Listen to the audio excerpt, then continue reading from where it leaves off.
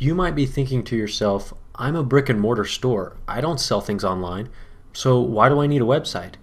The answer is because that's how your customers find you. The days of looking up a business in the yellow pages are gone. Your customers are looking for your business online and on the go. The fact is, it doesn't matter what you're selling or what kind of business you're in. You need to have a professional, high-converting website. So let's go over the very basics of what it takes to get a website on the web. In order to do that, I like to use the analogy of a book author. Let's say you want to write a book and put it on the library shelf so that whoever wants to read it can. First, you need to buy a blank book with a title. Make sure it's a good title so people will want to pick it up and read it. Second, you need to be able to actually write on the blank pages of the book. You need a good pen. And finally, you need to get your book off your desk and onto the library shelf so that the public can actually see it. Well, creating a website works the same way. First, you need to choose and register your domain name. This is like finding a good title to your book.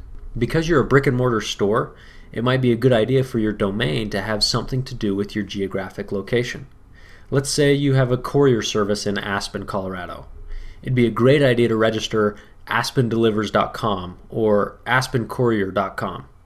Even if it isn't the name of your company, the amount of natural traffic that domain will generate will be well worth it.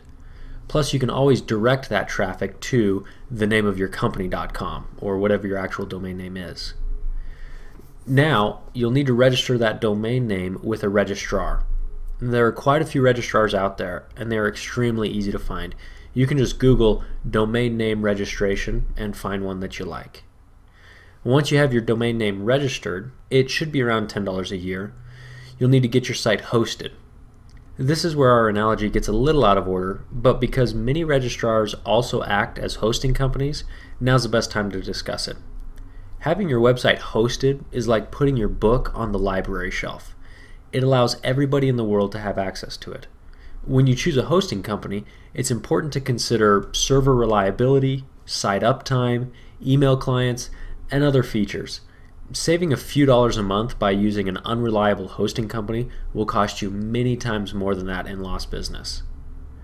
So now that you have your blank book with a good title and you have it on the library shelf, it's time to actually start writing on the pages.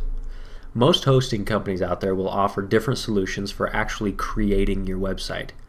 We recommend WordPress from WordPress.org. It's free, it's widely used, and most hosting companies will offer a one-click installation of the software. Once you have it installed, you will find a plethora of documentation and help videos to get you started. Well, that's it for this overview of how to create your website. If you're feeling a little overwhelmed, don't worry about it. It can be a lot to take in at first. You may want to consider talking to an online marketing professional. These people have made a career out of helping people like you increase sales.